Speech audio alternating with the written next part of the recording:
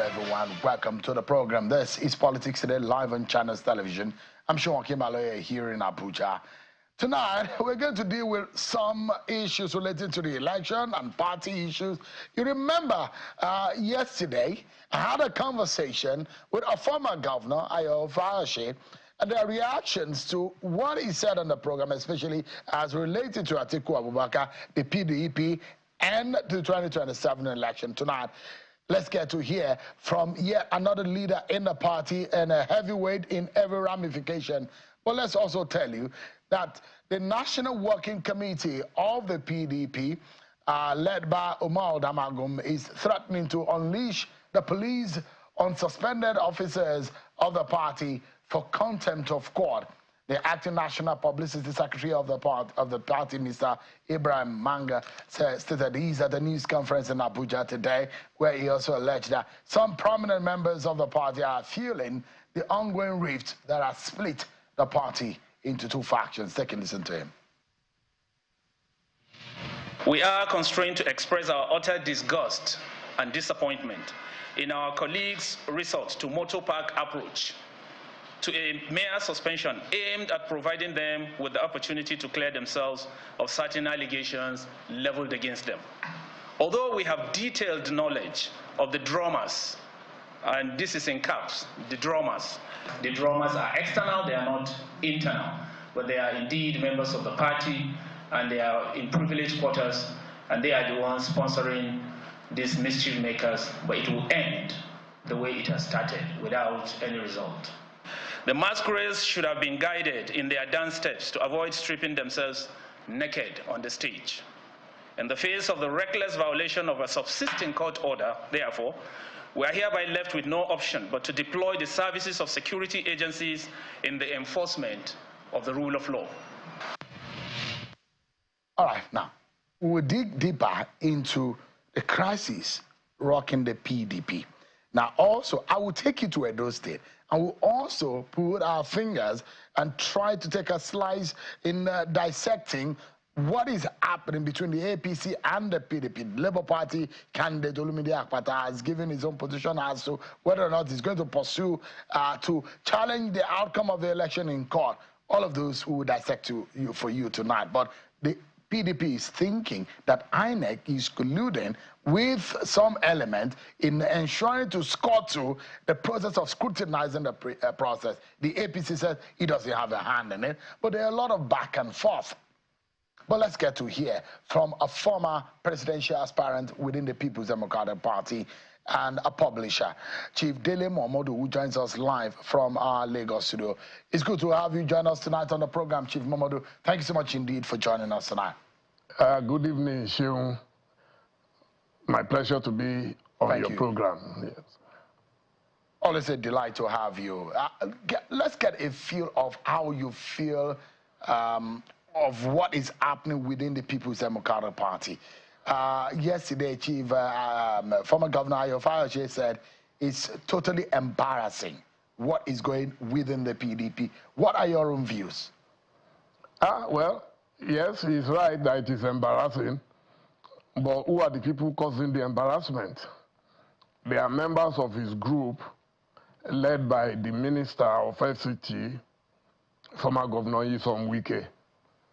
So if he says it is embarrassing, they know what to do. I've never seen a situation where an opposition party will voluntarily, openly, shamelessly work for the ruling party.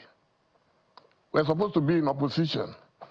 I just heard you now saying that Umar Damagun, the suspended acting chairman, suspended, because a faction suspended him, and he too suspended others, saying that he will use the police force when the PDP become a military wing in Nigeria, where you will apply force on members of your own party. And what gives you, the power to unleash security forces? I read as a student in Ife and interacting with my friends who were lawyers, about a principle of law, Nemo Judex in Council Swa. A man cannot be a judge in his own cause. So now Damagun is a judge and is not satisfied with being a judge, is now a security man who will unleash security on fellow members of his own party. It tells you what is going on in our party. It's very unfortunate. Chief Mamadou, you say that, you have alleged tonight that Chief Ayofayose and his group are responsible for the crisis in the party. There are those who will ask you, how did you know? What do you know? What makes you think they are responsible? There are those who also say you and your friends and your group are the ones that are fueling the crisis in the PDP. How do you substantiate your claim tonight, sir? Yeah, truth is constant. They've never hidden their mission in the struggle ongoing in PDP. They've never hidden it. Even on your program, go on Google and search all the things they've said. They've boasted that they worked for Asiwaju Bola Ahmed Tinubu in 2023, and they've also said it in advance that they will work for him in 2027, and they will remain in PDP and they will not leave PDP so that they can continue to hold PDP down, press its neck on behalf of whoever they are working for. But ultimately, they are working for themselves because they also have their own game plan. Everybody knows, even members of APC, they know that these guys are playing games. They are hoping that somewhere along the line, President Tinubu may not run in 2027, and then they will hold PDP down so that they can use PDP, because they know APC will never give them their platform. Nobody is going to allow you, after destroying your own home, to come and destroy their home. So everybody knows. You know, as a journalist, I interact at the highest level, at the lowest level. I have access to information. And it's unfortunate that these guys are leading PDP to Golgotha. The constitution of the party is very clear. If Dr. Yechayayu has left, the next person to occupy that position must come from his part of the country, the north central region of Nigeria. As at the last check, I didn't see that Damagun is from north central. So why is he fighting tooth and nail to hold on to power like a military dictator, to the extent that he's not saying he will unleash? Let him unleash terror on fellow members of his party, and let's see how it goes. The whole world is watching. Those days are gone. Chief Mamadou, if I may jump in quickly, there are those, and I asked Governor Ayofayose yesterday about the possibility of some of those who are respected in the party, like Atiku Abubakar, to weighing on the matter. And how would those people who said they've sweated, they've sacrificed for the PDP, built the PDP, they were the founding fathers, look on, and the party, according to you, is headed for Golgotha? Golgotha meaning that it's headed for disaster. Now, don't you think for a moment that the caliber of Atiku Abubakar, who is now saying, and traditionally or conventionally, when we imagine in the politicking and the politic scheming of things, that Atiku Abubakar stands as now the leader of the PDP, shouldn't him have reigning on anyone who is trying to scuttle things in the party? One we imagine that Atiku Abubakar should have been the conscience of the party, such that he should be able to galvanize everyone and help the party to straighten things out. Don't you think, Mr. Mamadou? Two things. You said they claim that they've labored for the party. As a matter of fact, the party has labored for most of them. They've gained more from the party than the party ever gained from them. That's number one. Number two, have you seen a woman who will fall into labor? I've witnessed my wife a couple of times falling into labor, and I know how difficult it is. And then after delivering the baby, you will now say, because you are fighting your husband for whatever reason, you are going to kill your baby. Is that possible? That's what they are doing. It's simple logic. I went to Ife, Great Ife. We were taught logic. These guys don't apply logic to everything they are saying. You are saying Atiku should rein them in. How? When Atiku is their main target. You heard everything that Governor Ayofayoshe said last night. Saying Atiku should get out of politics. Is that democracy? I don't care if Atiku decides he doesn't want to run.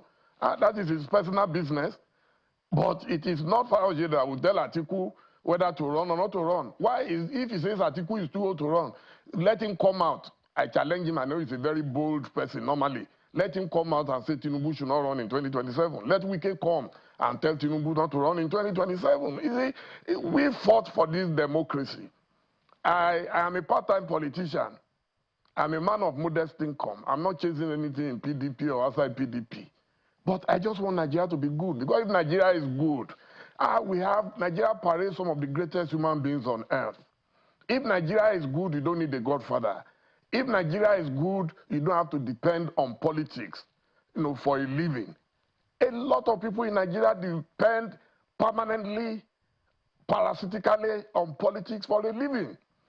And we've told them many times, you lost an election, a primary in 2022, get over it, get a life. You are crying like a baby every day. A baby whose lollipop has been taken away from me. Every day they are crying. Atiku defeated you. Get a life. And you already have a life. God has been kind to you. You did well as governor in Rivers. I've always said it. Now you are a minister. Why don't you just face that business? But I don't blame them.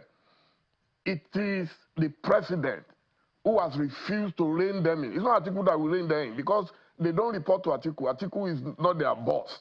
And Atiku is not dictatorial. There is not a single state that Atiku controls in Nigeria where we will say the governor is under its watch. No.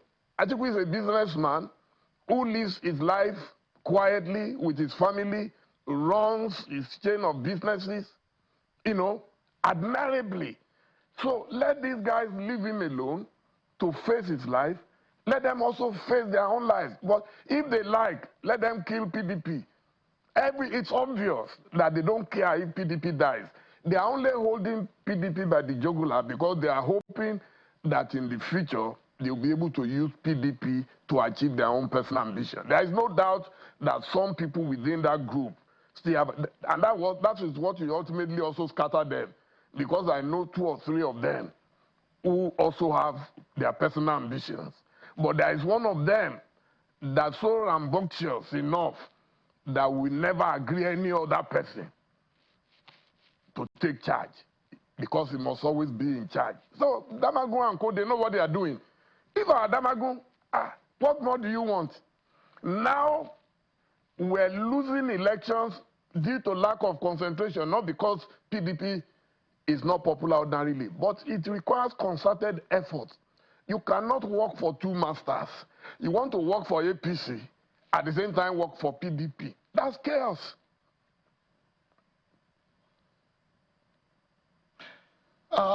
Chief Mamadou, when you touched on, and you had a write-up earlier today, and you touched on what Ayofayoshe said about the age of Atiku Abubakar, that by the time it will be time for 2027 election, Atiku Abubakar will either be 80 or 81 years of age.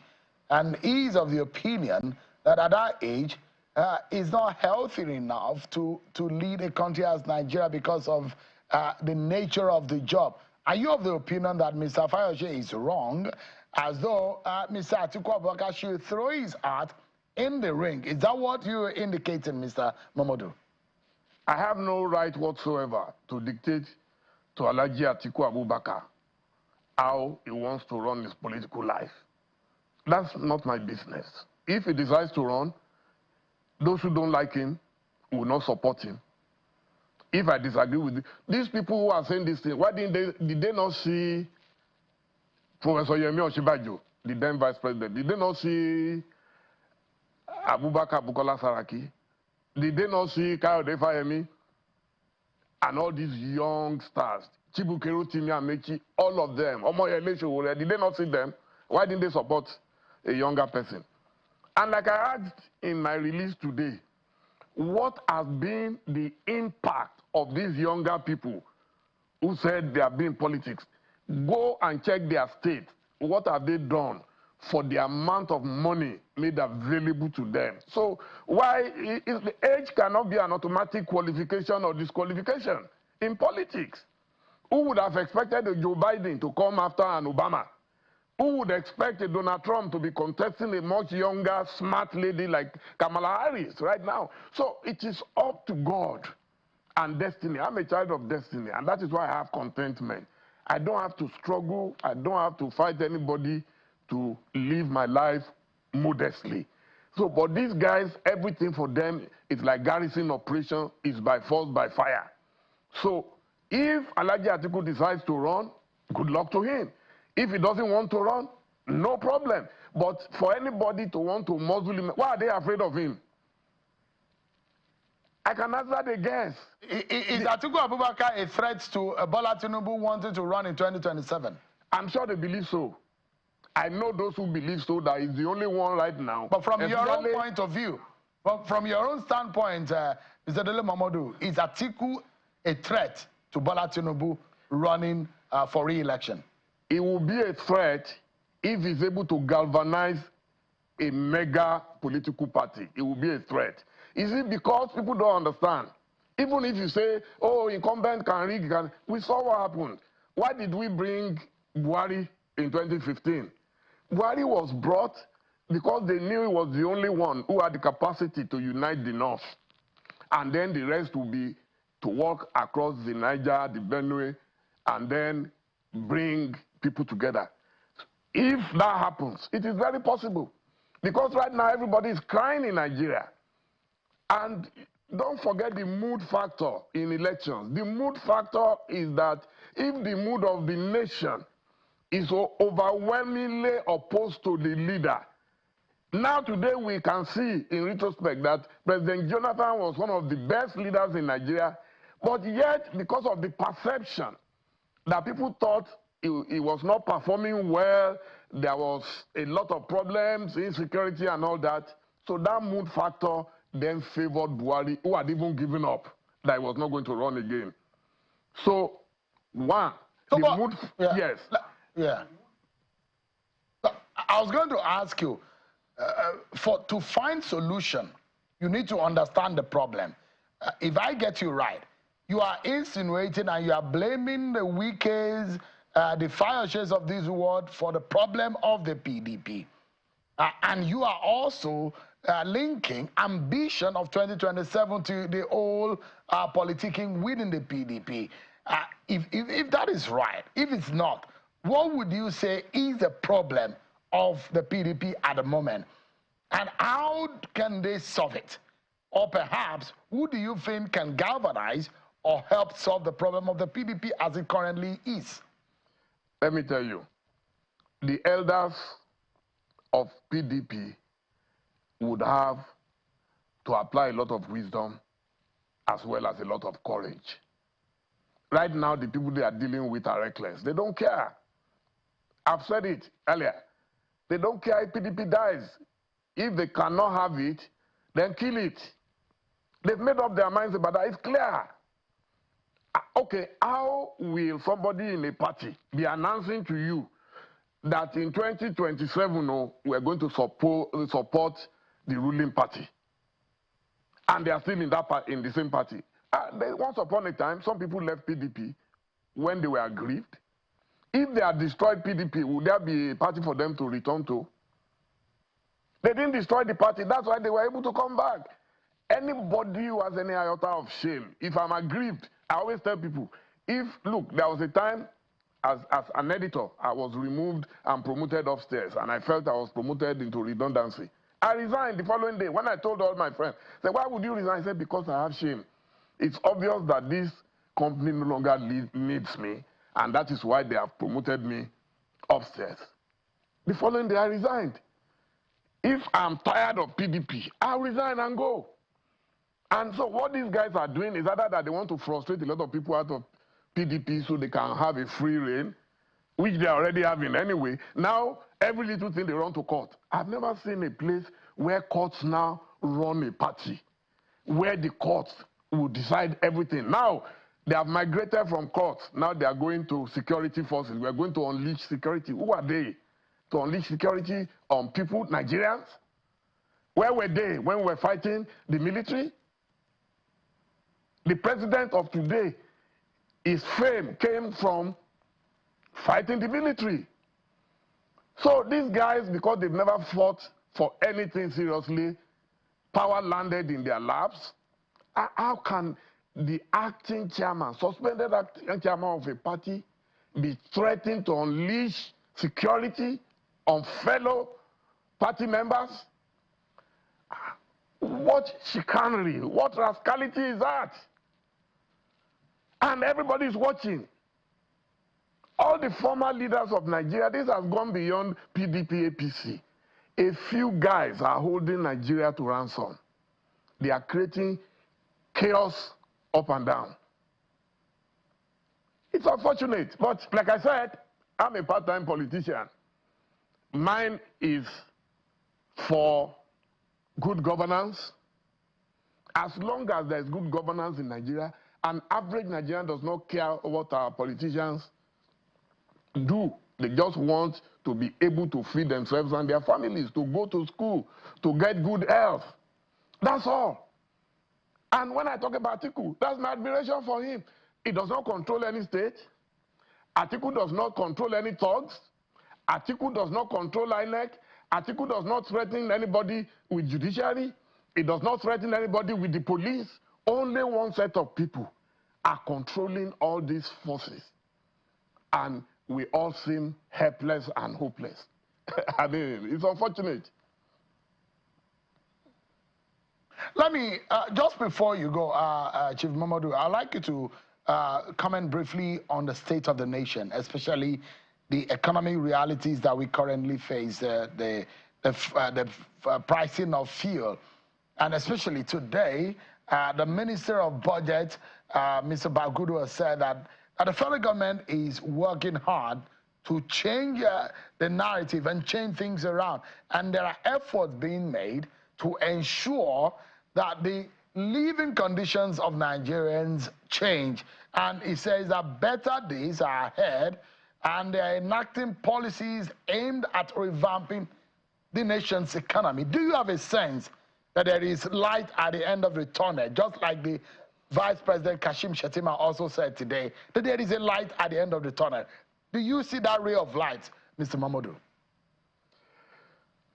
You see, a woman whose child has been killed before by a witch may not trust any woman.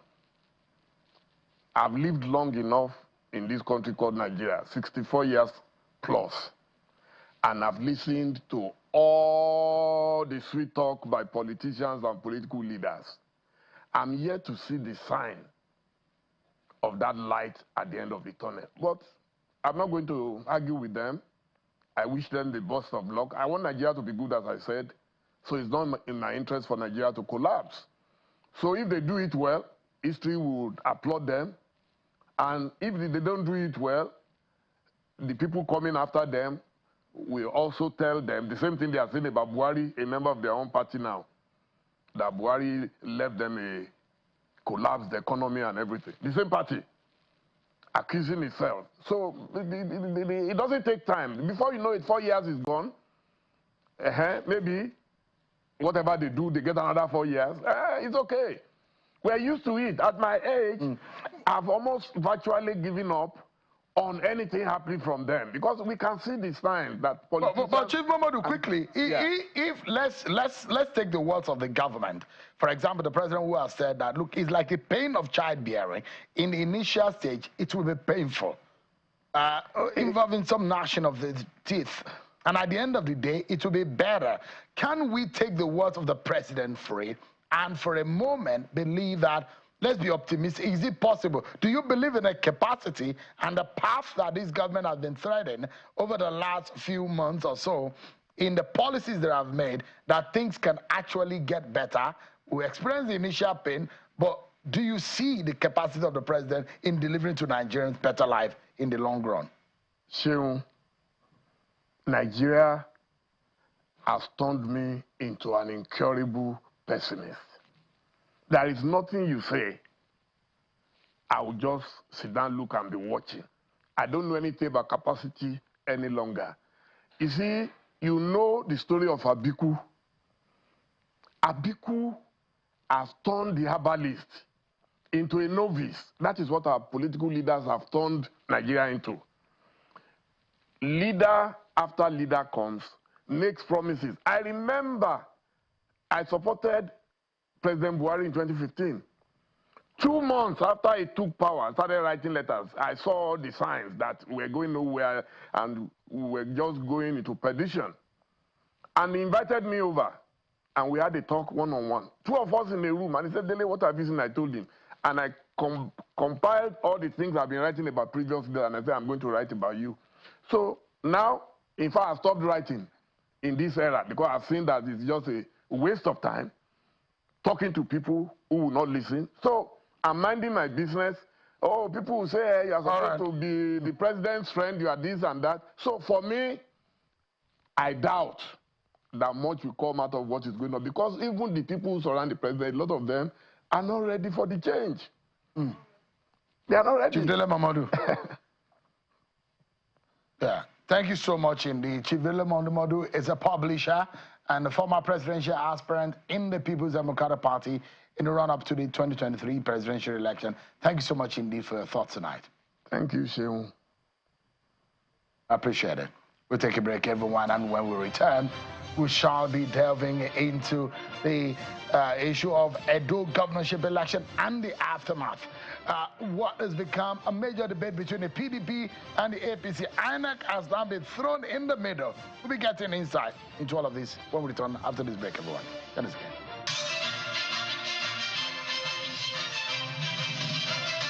So much, everyone, for staying with us. So the People's Democratic Party in Edo State says it has filed petition at the Edo Election Petition Tribunal challenging the outcome of the September 21st governorship election in the state. The chairman of the PDP in Edo State, Mr. Anthony Azegbemi, and the Director General of the Governorship Election Campaign Council, Mr. Matthew Odirekenewe, says that at a briefing earlier today, that they will push forward in challenging the outcome of the election. Meanwhile, the PDP in the state has also alleged that the INEC is perhaps working in collusion with other elements in the state to ensure that the process is leading to them scrutinizing the process of the election is cutted.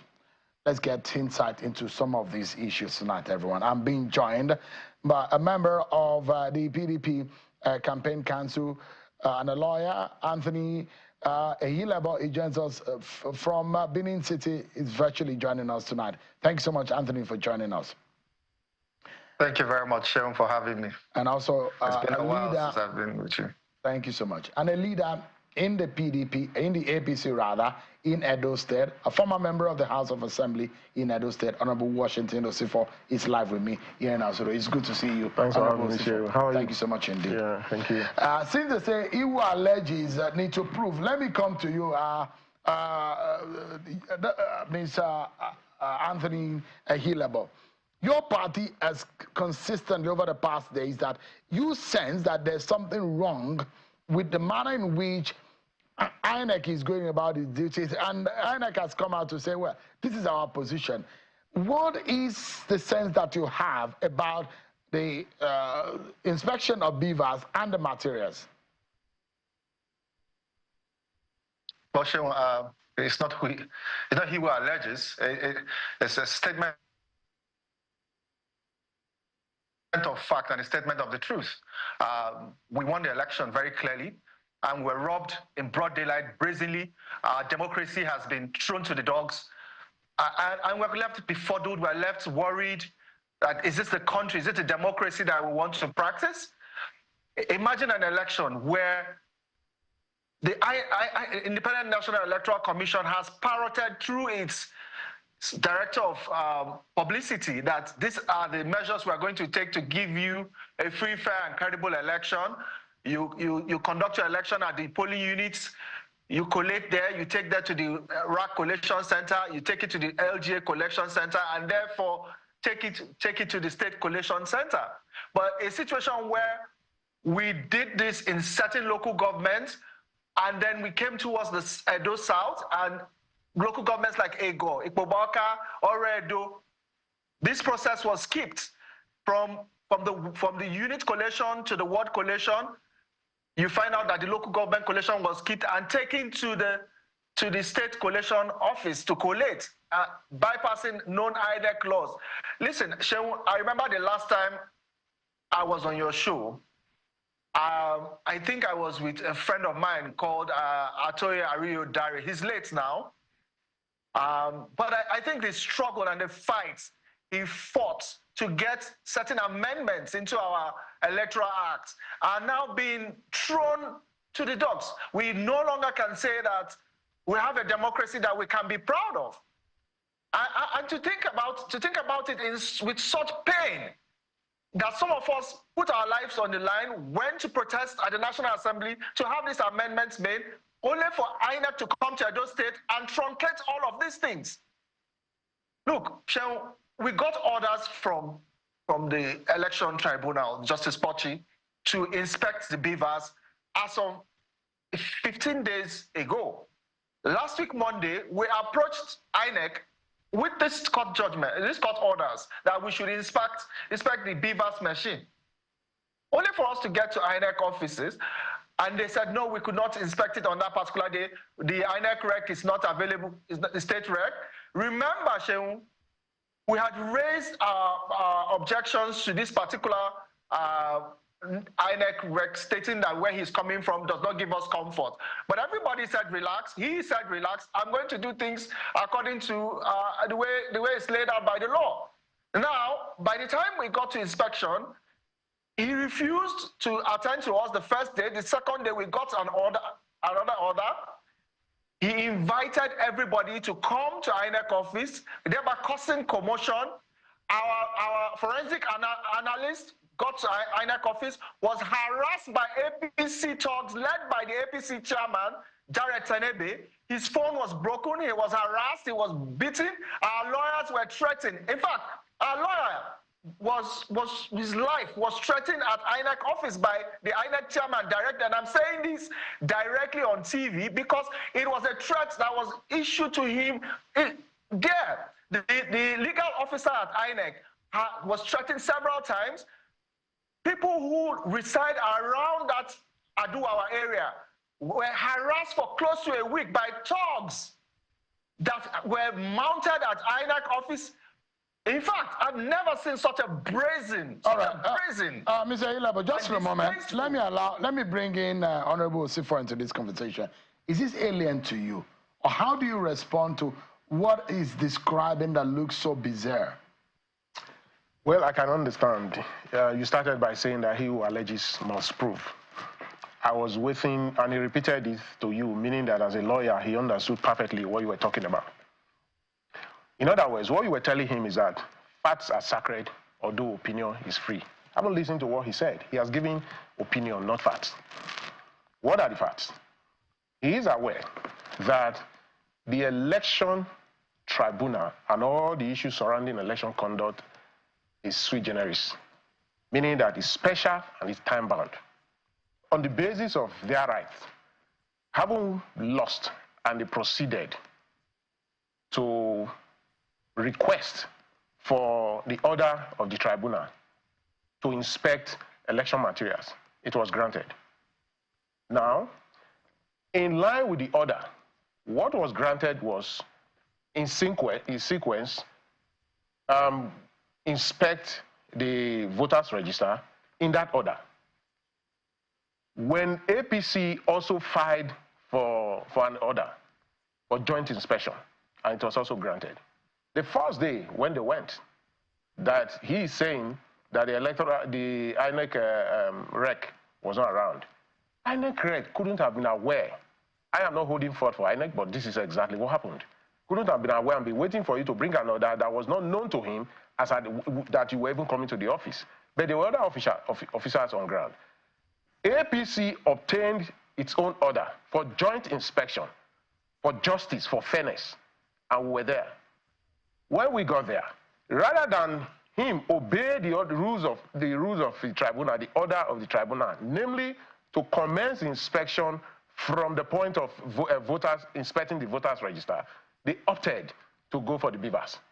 Now, what APC simply said, having been given the right to be here from the same tribunal, what APC was saying, let us stick to the rules of the game as ordered by the tribunal. It became an issue. It became an issue. They said no. And APC said we must follow it. In that process, fought and back, that day left. When they came back the second day, they insisted that it must be. And the question was that information had gotten to the chairman of the All Progressives Congress, Jared Tenebe, and very many persons within the APC family, that whereas INEC was suspected, some elements in INEC suspected to be working with PDP, had moved the beavers material and a strange INEC register from government, loaded in government house to be inspected in INEC, and that the vehicles came in, at the night hour. And we insisted that whereas we already had a register before the election given to us by INEC and to all political parties, we suggested that the name of Iso Ngodalo was not there present. And the register they were bringing after the election must not be radically different or in any form different from the one they gave to APC and other political parties pursuant to the commencement of the election. But 6 or 7 political parties were there who agreed that the right thing to do was to stick with the old register rather than manipulate new register. But why is your party worried and afraid? Because, Anthony, if there is going to be a transparent process and there is nothing to fear, why hold back? The question will be, he started the conversation by saying they won the election fair and square. I thought you were going to start from that point. You know, that was why I said opinion is free, facts are sacred. If he won the election, thank God he's a lawyer. If he won the election, he feels so good about it. The proper place to go at this time, rather than coming to TV or even producing show of force in Benin, is to go to the tribunal, which the party, the PDP, has subscribed to. Now, the rule is that if you subscribe to a system, you must follow the process. You must bow to the rules. You can't complain on one hand that having gone to the tribunal to obtain an order which was given to you, you are not deviating from following it hook, line, and sinker. So your party is not afraid to open itself up? Afraid of what? So what my party just said is that let's follow. We didn't go to obtain the order for PDP. What my party is saying, having obtained the order, and it is sequential, follow the sequence. That is it. All right, just a moment. Let me come back to you, Anthony. Give us a sense of what your party has found out. Because when you come out to say you won the election fair and square, the question will be, you were not declared the winner. INEC does not found you as a winner of the election. Is it something that you know that the rest of the world does not know? Well, Sean, it's not even the rest of the world. We have an abundance of evidence. So when you tabulate the figures, even from the IREV, if you tabulate the figures, and what we've even sent to the court right now, the PDP is leading by over 40,000 votes. From the tally, when you subtract all the overvoting, you subtract some of the numbers that they have removed from collation. So now we have to look at how they manipulated the collation by taking away the process of collating at the LGA level from Ego, Ikpobaoka, and Oredo. These 3 local governments, keep them in mind, and go to Akoko Edo and the Esakos. We are very clear that PDP won this election by over 40,000 votes, and we have submitted this to the Election Petition Tribunal. Do you have confidence? Do you have confidence that what you say you have is going to lead you to victory at the tribunal? Or you have some fear that you might have problem in proving it in court? So if there's anything to go by, it's facts that are sacred. The tabulations, the collation of the results from what our forensic analysis has shown that PDP clearly won this election by a wide margin, but by system of manipulation and connivance by some INEC staff. Shehu, let me take your mind back to an interview you did with Chief Osita Chidoka, where he asked through an FOI for the results of Kogi, Bayelsa, and Imo. And from this summation, it is very clear that there are corrupt individuals in that institution called INEC, and with the connivance of the Nigerian police force. I'm not afraid to say this is what happened in Edo State. They manipulated, convoluted results and announced to Nigerians and said, go to court. Now, in going to court, we have now met obstacles provided by Jared Tenebe of the APC and his thugs, who have forestalled, anyway, they thought they had, but we have filed. They thought that by proving and providing themselves as obstacles at INEC office consistently throughout the day. Do you know they were writing petitions that, according to what he said, that we had Beaver's machine.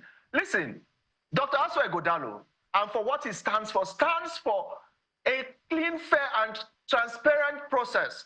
And he followed that process, marketed himself to every ward of the 192 wards in Edo State. He had people who had come out to vote. Before this election, a lot of people approached me and they would say, when we go to campaign to them, are you sure our votes will count? I said, come out and vote. We know that your votes will count. And even if they try anything, we will be there to guard and go the right way to recover this money. So I assure you, what we have presented in court, it will show a very clear lead margin of 40,253 votes. Anthony, just for a moment, let me allow Honorable Sifa to respond. Are you worried? 40,000 margin. Well, if they take those things to court, where lies your victory? It's not a matter of if. He just said they're already in the tribunal. There's just one body who has the constitutional backing to announce result, and that's INEC. They have announced.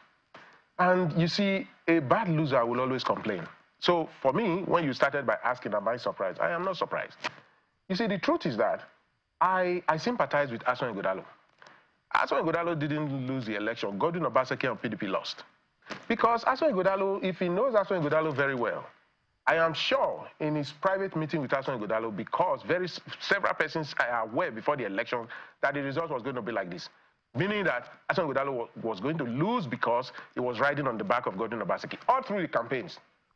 What he did, I came here and I spoke with your colleagues in the morning show. I told them, I said, the strategy, that was even before Aswan Godalo won the ticket for PDP, that if he wins the ticket indeed, the strategy will be that take Obaseki behind, let him not be part of the campaign, such that the sins of Obaseki may see in his face and all that he did to Benin and all the institutions in Benin and all the political parties will not remind the people and therefore vote. But what you are saying is actually not exactly what Anthony is inferring. He's inferring that your party rigged the election. No. And I am saying the response to that is that my party didn't rig the election. We couldn't have rigged the election. We are even asking ought to have been more than what we got. Is that going to be the prayer of your party at the tribunal? My party will respond stricto sensu to the petition that they have in the tribunal. What I want to say is that his party is aware.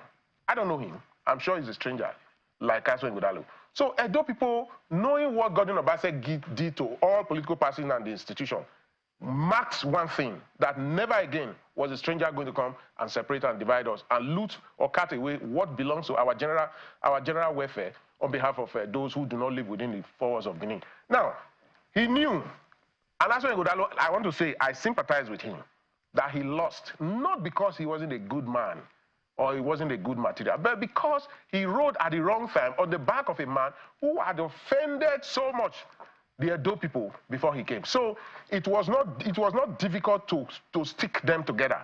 And all attempt to extricate himself from the problems created by Obaseki didn't work. Edo had made up their mind. For instance, how do you win? Politics is a game of number. Let nobody get any mistake from that. Half of his political party, the PDP, left for APC. The traditional institutions wasn't with him. APC, nobody left. We were standard and standing together. if you go by that alone, before the election, the result was already that, for instance, Comrade Adams Ali Oshomole, the leader of the party, comes from Edo North. That Edo North, anytime, any day, he won it and he has been winning it.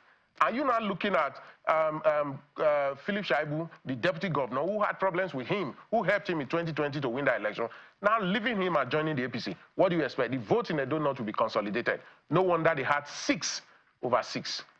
And if you also look at, there are other factors in Edo North. People came, you know, the Ali Mikina of this world and all of that, who was also with them in 2020, all came and joined the APC. That was 6 over 6. Now, if you come to the central, the 2 candidates, they came from there. So they had it out. At the end of the day, the vote was split. In any case, the votes around that area is so limited, you couldn't have decided who will win the election or otherwise. Edo South was a ring. That Edo South, that's where you have the Oba of Benin. Thank God you know Edo very well. This is where you have the Oba of Benin. This is where you have the 7 out of the 10 House of Assembly, like me, who Obaseki prevented as members of the 24. He prevented 14. 14 constituencies, and those who were supposed to be there and who were supposed to, our constituencies were crying for justice. We were just waiting to take our pound of flesh. Those who voted for us and the man prevented us, they were waiting to respond. And indeed, they responded and he lost. Yeah. In looking at this, it's going to be an interesting time at the tribunal. If there is one election, one needs to look at the fireworks in the court. This is going to be one of it. But on your own final thought tonight, Anthony, what should Nigerians be expecting? It looks like hopes are high on your side of the divide.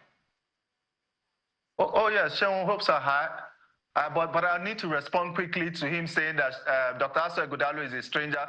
Dr. Aso Ighodalo has been in the fabric and fiber of Edo State politics for over 16 years. His father was one of the people that contested with Ambrose Ali and even stepped down for Ambrose Ali during the time of Ambrose Ali. I'm not even a novice in Edo State politics. I'm a leader in Igwe local government, Ward 1.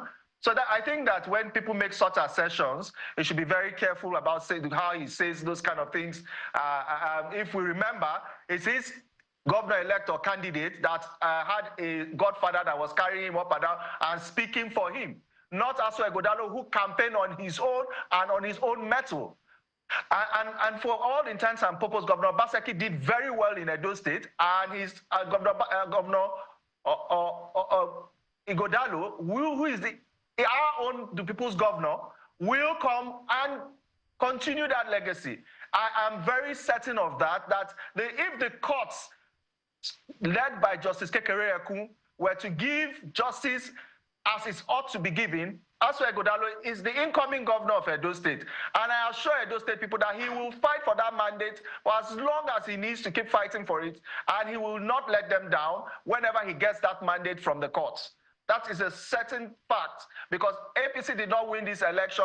They intimidated people, arrested people like Collins Agbogun, the chairman of Eastern West, arrested a councillor in Eastern Northeast, arrested so many people. After the elections, I had to go to the police station to pay over 40 people that the APC used rogue police officers to arrest and keep. So much intimidation, so much brazen rigging.